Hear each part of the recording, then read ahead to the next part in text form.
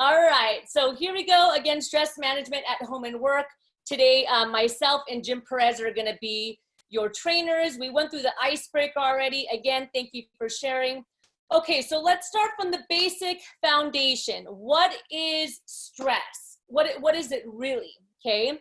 So stress is any real or imagined, okay? So that's an important concept. It's any real or imagined threat, okay, that your body feels and that our body responds to. So real or imagined threat that our body responds to. Stress is a feeling of emotional or physical tension, okay? Stress is your body's reaction to a challenge or demand. And I think Deepak, you said this earlier, that short bursts of stress can be positive, right? But it's when we have long-term stress that it can be dangerous for us. And that's what we're gonna talk about today, right? But short bursts of stress, if you wanna meet a deadline, or obviously if you're in a moment of danger, that can be a great thing because your body goes into fight or flight. But we don't wanna have that on a consistent basis because that's where it starts to affect our mental well-being and our overall health. So somebody asked if these slides would be available. So I would be happy to give a student presentation of the slide, not a problem, okay? But definitely take notes in your own words because what I put down on the slides is kind of my perception in words and everybody resonates a little bit differently. Top stressors at work. So we're gonna dive into top stressors, not only at work, but personally too. So let's start with work, okay? And again, I want you to think, do these resonate for you? Are these things that maybe you struggle with as well? Just put like a little check next to it or write it down. Top stressors at work, being unhappy in your job. Maybe having too much responsibility, too much workload that's maybe unexpected, right? Working long hours, more than needed or more than expected. Having poor management when it comes to your work, unclear expectations of your work, right? Or not being able to say no when it comes to certain things and requests, okay? No say in the decision-making process. So I know that some of you may or may not know, and I think we talked about this about 2 weeks ago, but there's a good portion of the workforce, more than 50%, that feel not happy in their workspace. And it's partly because of management and leadership. Maybe there's unclear expectations, you don't feel like you have a role, and these can all be very stressful for the individual, okay? Working under dangerous conditions. That's part of the reason why we're seeing an increase in stress right now because of COVID-19. And there are multiple industries that are still frontline going to work that have to show up every day in and out and serve their clientele even under these circumstances. Being insecure about your chance for advancement, right? Or the opposite is risk of termination. So maybe feeling stressed that you're not adequate enough and you're not gonna be able to grow within your industry or your job, or that you might have risk for termination. I don't know, how it is where you are right now, but I'm sure it's the same. We have a lot of clients right now and professionals that are very stressed in their work because they don't know if they're gonna get terminated, right? There's that little spot in the back of their mind that's like, oh, I hope I don't get furloughed. I really need the job. And so that can create stress as well. Having to give speeches in front of colleagues is very stressful. It's one of the #1 fears, right, is public speaking. And then of course, facing discrimination, harassment, bullying at the workplace, especially if your company or your HR isn't supportive in that regard. Okay, so these are just the top stressors at work. Now we add on all the personal stressors, right? The death of a loved one, divorce, loss of a job, increase in financial obligations, getting married, right? Getting married is still a stressor, even though it's a positive thing. Moving to a new home, a stressor, even though it's a positive thing. Chronic illness or injury, emotional problems such as a lack of confidence, anxiety, grief, guilt, low self-esteem, depression, taking care of somebody that is sick or an elderly, and then traumatic events, of course, such as natural disasters, fire, theft, rape, etc. So here in California on the West Coast, right, there's some stress that's happening, additional stress to everything else because of all the fires that are happening, right? So people that have to evacuate their homes, and so on and so forth.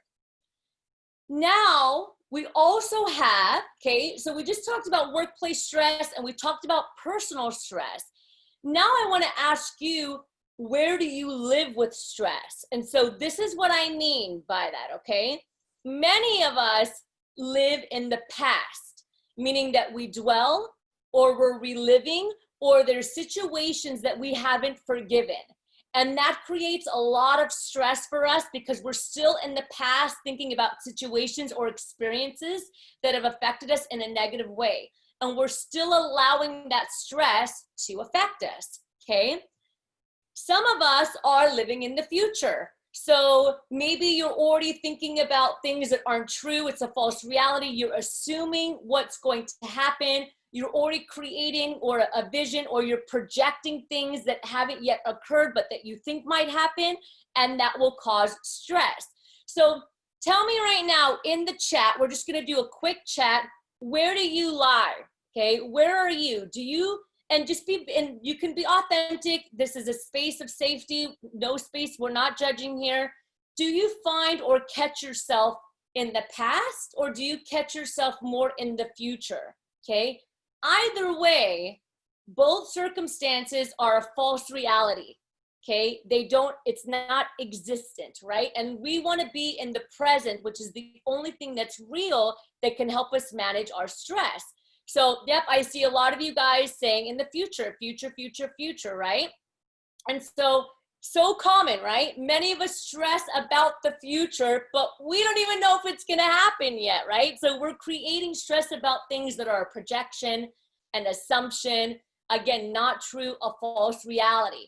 Where we want to be is in the present, which is the only thing that's real that can keep us grounded, that can keep us connected, okay?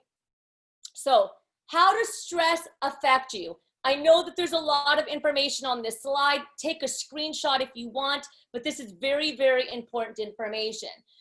Because we know that stress affects us, but do we really know that 80% of the health challenges that are happening today are due to stress?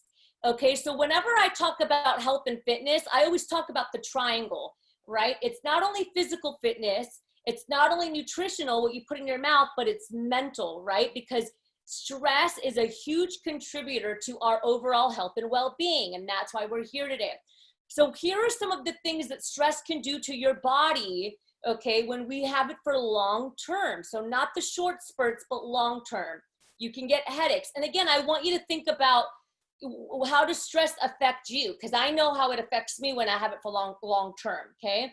Do you get tension headaches? Stress can cause tension headaches. So some of you that get headaches, you might not know where they come from. It can be correlated to stress, possibly.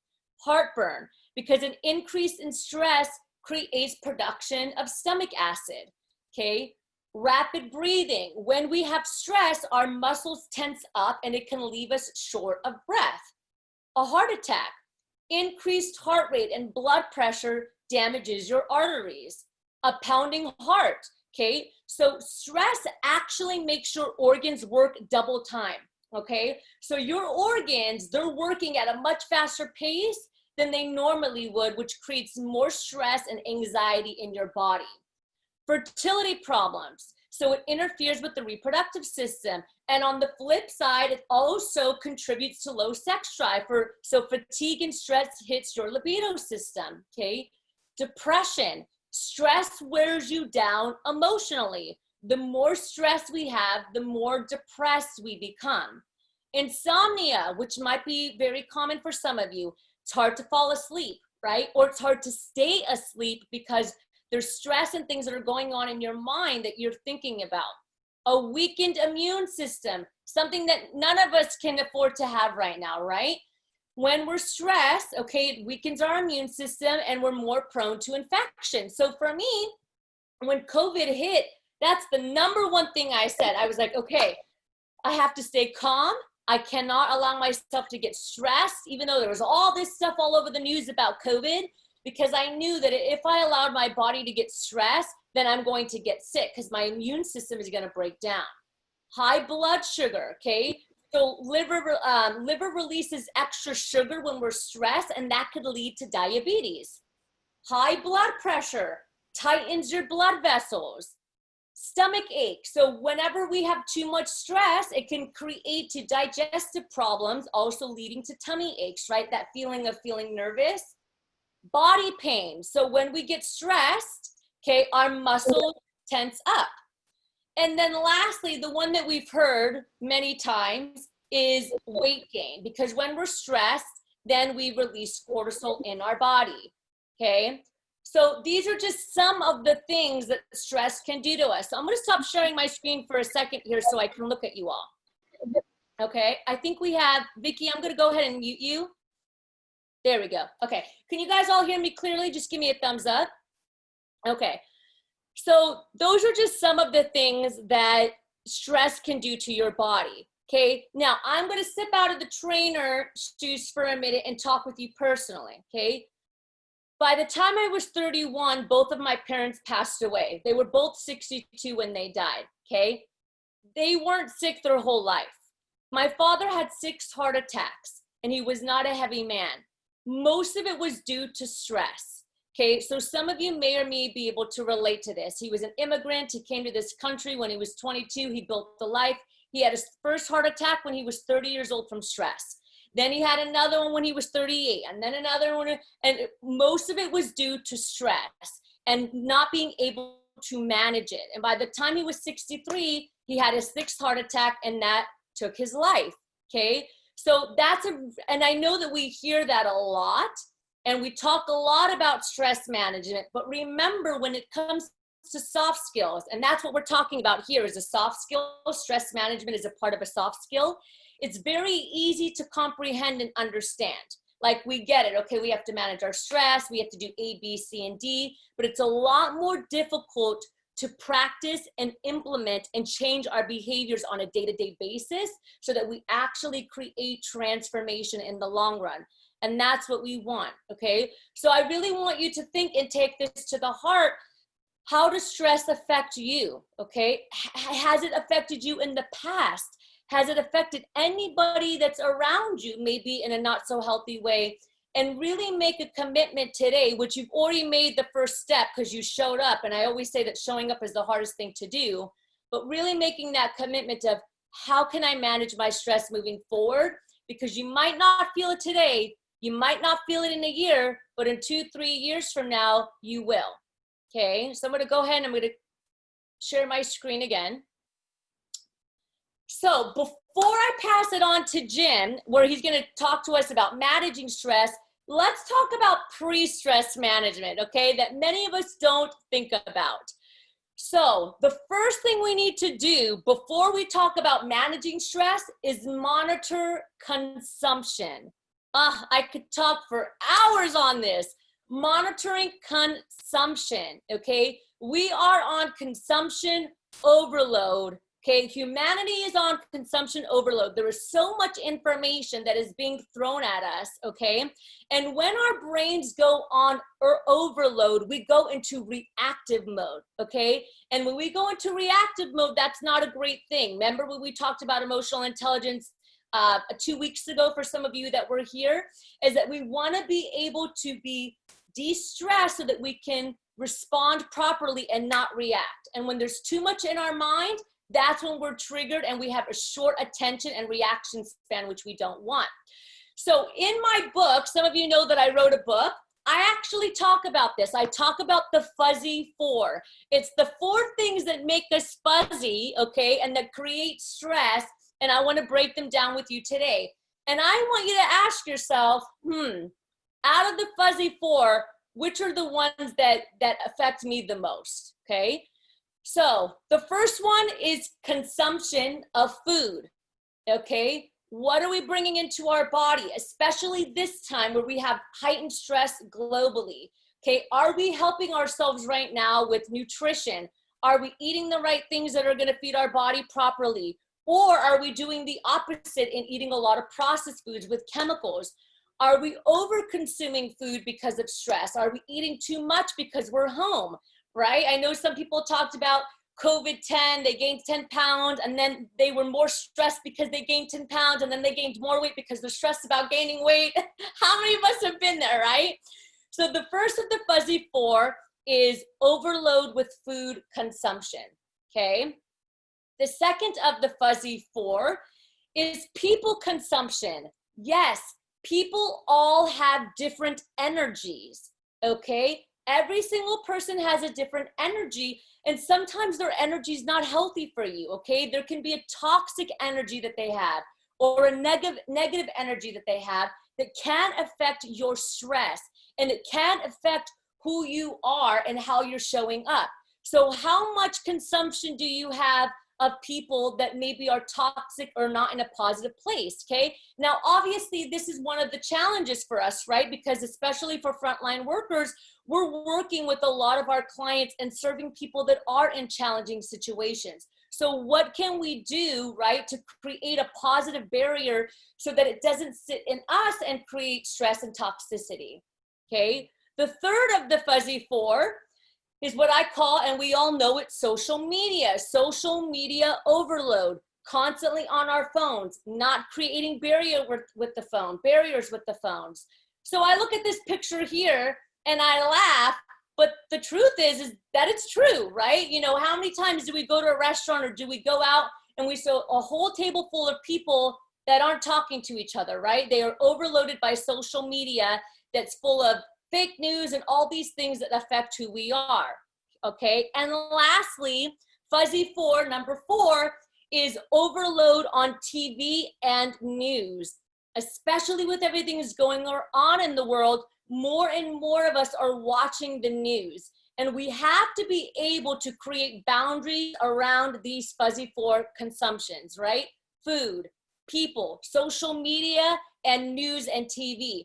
We have to be able to manage that for ourselves first, because again, it puts our brain on overload, it puts our stimuli on overload, and that right off the bat is going to create us to react and respond at a much faster rate that's not going to be pleasant. So I typically don't do this, but I quoted Harvard in this book, and I think it's really important. This section is important, and I'm going to read it to you, okay? So it says that the surging volume of available information and its interruption of people's work can affect not only personal well-being, but also decision-making, innovation, and productivity. In one study, for example, people took an average of nearly 25 minutes to return to a work task after being interrupted by an email. So how many of us do that, right? We have our email open, we have work to do, but somehow we keep going back into the email, and every 5 minutes we're checking our email, right? And it interrupts our workflow. That's bad news not only for individuals, but for organizations. Researchers say that the stress of not being able to process information as fast as it arrives, right? That's the consumption overload, combined with the personal and social expectation that you will need to answer every message, every email, can deplete and demoralize you, okay? And that's just one little part of the book that talks about how overconsumption can really affect our well-being. So in the chat, we're gonna do a quick chat. Out of the fuzzy four, which one is consuming you the most? I'm gonna pass this over to Jim. Jim, how are you today? Go ahead and unmute yourself. I'm doing good. Thank you, Netta. Thank you very much. Of course. And whenever you're ready, I'll share the screen. I don't know if you want to talk a little bit, or do you let me know? I was going to talk real quickly. So, hey, everyone. My name is Jim Perez. I was previously the administrator for the Orange County Department of Education, overseeing all of youth violence programs for the entire county of Orange County in Southern California. That includes mental health, crisis response, threat assessment, bullying, to name a few.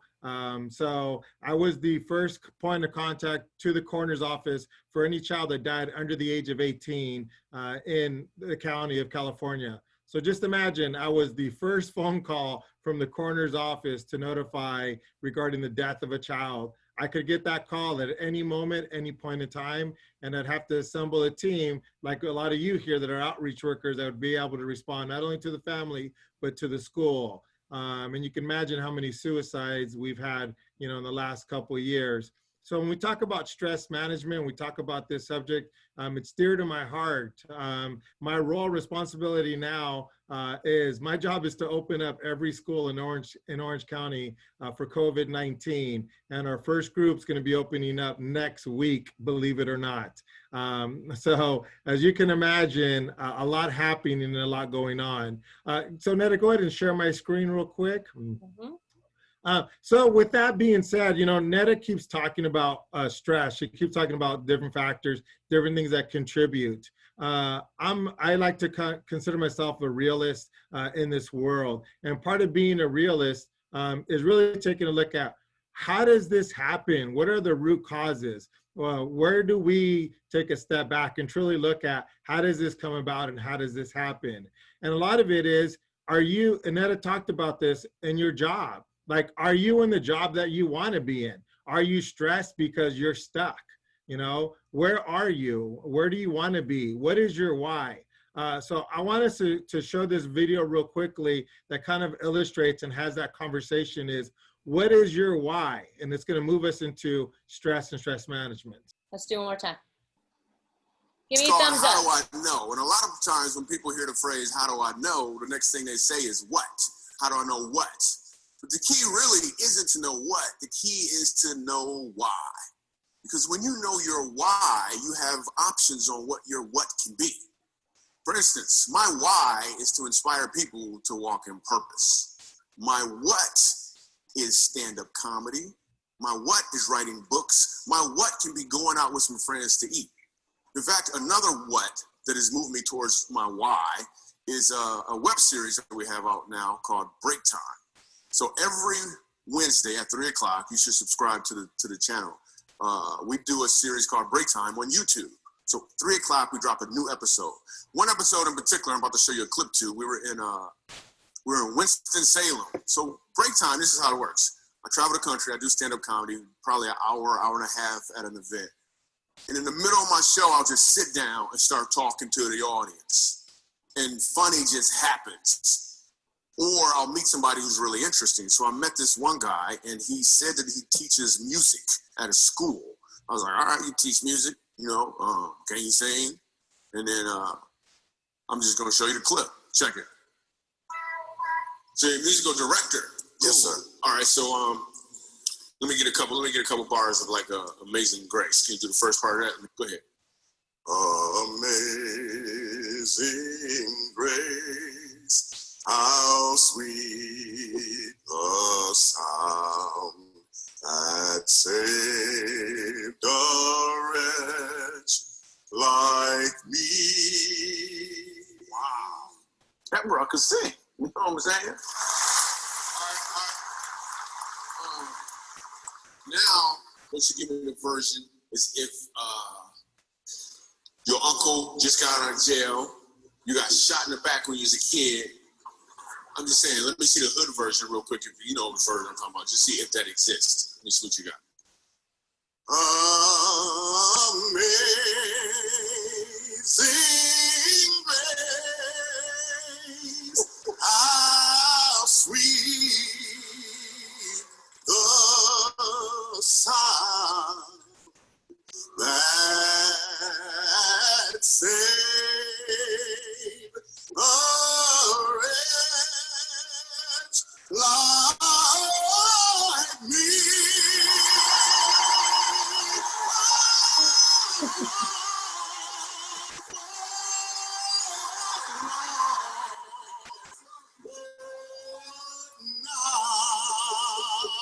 Right now I'm found was blind, but now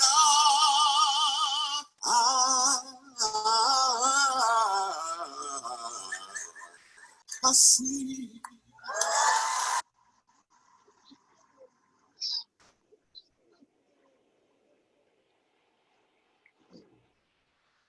So here's the thing. The first time I asked him to sing, he knew what he was doing. The second time I asked him to sing, he knew why he was doing it. When you know your why, your what has more impact because you're walking in or towards your purpose. Go ahead and stop sharing for me.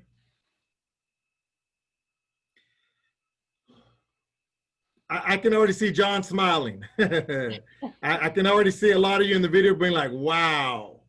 So when we talk about this purpose, we talk about this journey. See, me and Netta, we're living our whys. We're living where we want to be. We're excited. We know what our purpose is. So when we talk about stress management, if you're not living your why, you're adding to your stress because you're pissed off and you're upset that you're not doing your why. But have you found your why? Because if you haven't found your why, what's going to happen is as you get a new boss, as new policies roll out, or because COVID-19, now you have to do things differently, it's going to upset you even more and more because you're going to be more pissed off and more upset about the job and the things that you're doing because you're not doing what you really truly want to do because you haven't found your why. So when we talk about stress management, we need to take a step back and start realizing and start taking a look at your why. Why is it that you're doing what you want to do? And is it going to fulfill you? Is it going to be part of you as we move through this journey? Okay. So one or two people, what did you get out of the video? Very well, eloquently stated. What I also want to argue is this.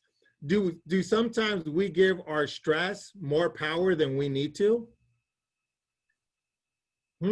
Something to think about. Sometimes what we do is we allow our stress the power of our why.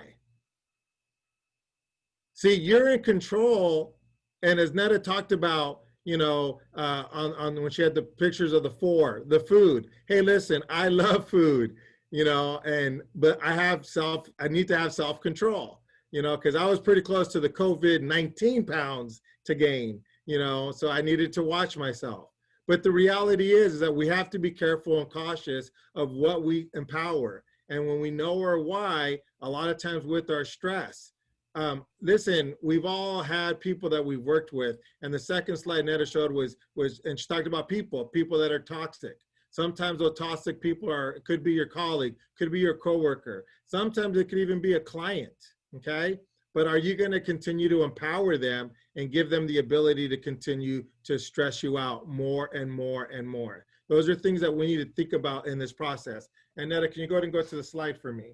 Mm-hmm.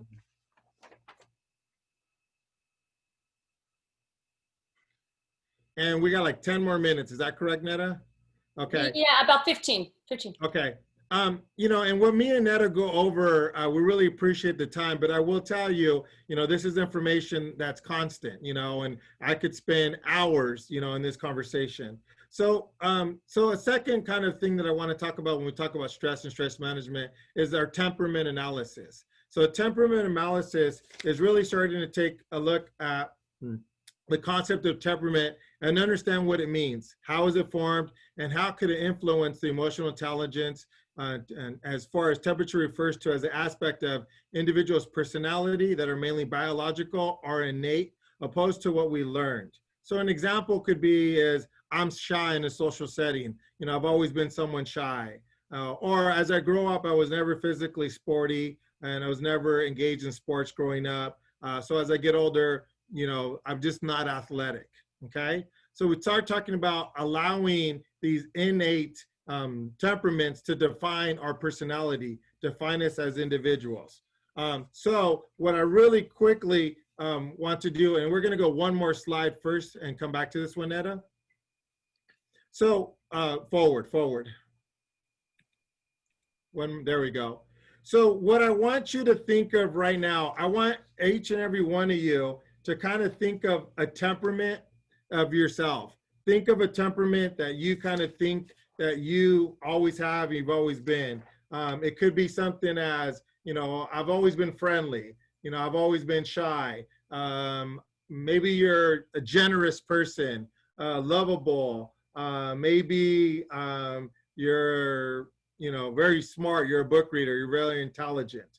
You're fabulous. You're kind. Okay. Think of a temperament that kind of best describes who you are as an individual. Okay. So just kind of think of one.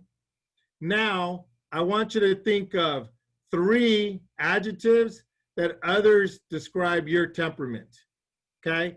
3 adjectives that other people would describe your temperament, okay? So an example, people always say that I'm very outgoing, okay? So one for me would be outgoing. Another one would be very powerful. I have a powerful presence, okay? And another one would be athletic. You know, that would be 3 for some examples on my end. So what I want you to do real quickly is take a look at, is that from genetic inheritance, physical attributes, life experiences, or environmental conditions? So real quickly, everybody, I really want to thank everyone for kind of going through that process. Now, one of the things that I want to kind of talk about, and our group shared a little bit, and it looked like for us, the majority of people was their life experiences that helped define their temperament. So the question would be is, what if you didn't have that life experience? Would your temperament be different? Okay. And the reason we bring that up when we talk about stress is trying to understand the temperament of others and where did that come from? Is it genetic? Okay. Is it from their life experiences? Now, a lot of us that are frontline workers, we're dealing with a lot of individuals that come with trauma. Okay. And pervasive trauma. And we know pervasive trauma is when it's happened continuous over multiple years and consistent. So when we're dealing with those type of individuals, it potentially is going to cause us a lot of stress. Why? They're not following through. They're not coming to their meetings. Then you're not meeting your goals and objectives. And you feel as an individual, specific as a case manager, that you might not be getting through. Now, I know Netta talked about already SEL and core elements, but that self-awareness of labeling one's feeling and understanding it, okay? And also the accurate self-assessment of strengths and challenges, okay? We here ourselves need to make sure that we accurately do self-assessments of our own strengths and our own challenges. When we talk about responsible decision-making, is, you know, basically decisions on a safe, social, and ethical consideration.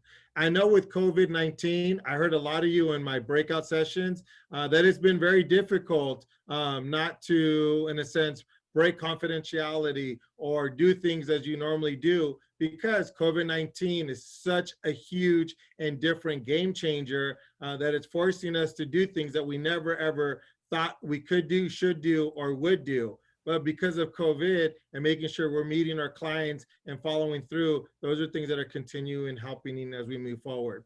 I'm going to go ahead and move to the next slide only because of our time constraints. And this is just a quick little action calendar of some self-care when we talk about managing our stress, you know, just some basic things that we can do. You know, on the one is remembering that self-care is not selfish, it's essential. I personally, I got into CrossFit about 4 years ago, and oh my goodness, I love picking up weight and throwing it down on the ground when I'm done. I mean, when I work out, everyone around me, they're like, why are you so mad? You know? And part of it is, it lets me get out my stress. It lets me get out my rage, my anger, you know, and I know I talked to some of you that are dealing with rape victims, domestic violence, and abuse. You know, and as we hear all of this, it's vicarious trauma that we hear that comes into us. So we need to understand that self-care is not selfish, okay? It's essential in our ability. We talk about be willing to share how you feel and ask for help when needed. Majority of us, we don't like to ask for help, okay? We got it. We feel that we can't ask for support of each other, but we really need to make sure that we're checking in with each other and having little subgroups of just kind of checking in with each other. You know, on the 4th, it says, forgive yourself when things go wrong. We all make mistakes. It's interesting that a lot of us in this field are, in a sense, sometimes perfectionists. We want it done a certain way. We want to make sure it's done, or we want to make sure our client is being successful in meeting the goals and objectives that we set forth. You know, when it doesn't, sometimes we're like, oh, what did I do wrong? What did I do wrong? It's not necessarily what we do wrong, is letting know that we live in a human world. There's going to be mistakes. People have self-will, self-doubt, and that's going to happen. You know, the other big thing, and I'll tell you, this is the hardest one for me, is give yourself permission to say no to requests from others. You know, that's a hard one for me because part of my temperament is being there. is being supportive. And that comes from having a family that was dysfunctional and not having, a true nucleus family of a mother and father that was home and supportive. Both my parents have passed away, but my father never told me he loved me until the day he died. And that's something that's, I've always held on to. And it's interesting because with my son, I have a rule of telling him 10 to 15 times a day, I love you. And it's weird because I literally count them. But every time I count them, it's like me telling my dad, look, I did it. I told my son I loved him. So, give yourself permission, to say no. Another one here, look at photos from times when happy memories occur. Netta talks about, social media. I go on social media to look at pictures from the past, from my colleagues and coworkers and friends, and to remembering times, or just the travel that me and my family have been able to go to. And it brings, positive memories, as we move forward through this process. The last one I just want to do is number 29. Write down 3 things that you appreciate about yourself today. Hey, listen, you have to be your biggest cheerleader. Okay. As Netta said, you made it to the call today. You got up, you made that call. Okay. You're the one that has to get up every single day. You're the one that has to help provide for yourself, for your partners, for your loved ones, for everyone out there. So those are those processes as we continue. The last slide, Netta, real quickly. And Netta's going to provide this. I think it's the one. Yes, this one right here. I wanted to do is provide you guys some resources. I know it's a short time that we're with each other. So here's some resources that are there and available to you. I also really appreciate the time with you. So with that, I'll pass it over back to Netta. Awesome. Thank you so much, Jim. Awesome, awesome, awesome. So hopefully that helped, that gave you a little bit of insight, on some things that you can do. Just a couple more things that we talked about before, but that you can also implement. And we talked about this like 2 weeks ago, right? So midday breathing with your diaphragm, right? And so those of you that were with us, you can do this anywhere that you are. You can go and you can relax and you can breathe from the diaphragm, which is right below the breastbone, right? So if you were with us 2 weeks ago, instead of using the shoulders, okay, when you're feeling stressed, breathing from the lower diaphragm area. So everybody try that with me again, even if we did it 2 weeks ago. Take a breath in. And when you take a breath in, your stomach should actually expand like a balloon. It's the opposite of our everyday breathing. And now when you release your breath, your stomach sucks in and your air comes out. Okay, now let's do that again and we'll do by 3. So breathe in for 3. Hold for 3. 1, 2, 3. And now release for 3. Okay. When you do that and you actually count your breath, your mind doesn't think about anything else but your breath. Okay. And so that helps bring down the stress. Another strategy that you can do is time management. Okay. So I know for me, I actually have to have a time management scheduler and calendar so I don't get stressed. Otherwise, I'm not going to know what to do. And some of you might resonate with this. And you go through half of your day and you've spent all your day just going back and checking emails. But your actual task didn't get done, right? So I have a time management scheduler where I plan out every hour of the day, and then I just check them off and I'm done. And then it helps me not be stressed because I actually completed the task and I don't do anything but that task. Okay, so those are just a couple things that you can implement.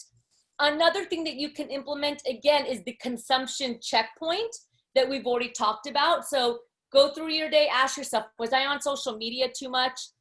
Right? Did I overconsume food too much because I was stressed? Did I watch too much news? Like, keep yourself in check, okay? The 4th strategy that I can just throw your way is tapping. So some of you guys might be familiar with physical tapping. But when it's you tap your body for maybe like 20 times anywhere, right? So you can everyone start with the temples and we're just going to do it for 10 times. Ready? Here we go. Just going to 1, 2, 3, 4, 5, 6, 7, 8, 9, 10. And you can actually repeat a word or say a word in your mind. So maybe it's calm. So calm. Okay, and then you can do the top of your forehead. Then you could do your chin. Okay, and you can do your shoulders. And you can do all the major points of your body that actually help your body de-stress. It's called the physical tapping. Okay, and I can send, Tadic, I'll send you a, we have like a one-sheeter on all the body spots. I can send that to Tadic, and you can just go through all the body spots and tap, and it goes all the way down to like the ankles, okay? So I'll send that to you for sure. And then the last thing is just trying to get your sleep on track, okay? And that is a big thing for stress. Now, many of us don't sleep well because of this, okay? So doctors recommend that you don't have any blue light 2 hours before you go to bed. That means the big TV that's in your bedroom, don't turn it on, okay? That means that the cell phone before bed, don't look at it, okay? I used to, and sometimes I still do this, I put my cell phone in the other room for my bed. So if I wake up in the nighttime, sometimes we wake up in the nighttime, what's the first thing we do? We reach for our phone to look at it, and then we can't go back to bed. If it's in the other room, you're not gonna get up out of bed, walk across the house and get your cell phone. Okay, so try to minimize any blue light from actually coming into the bedroom. So those are just a few things that you can continue to implement.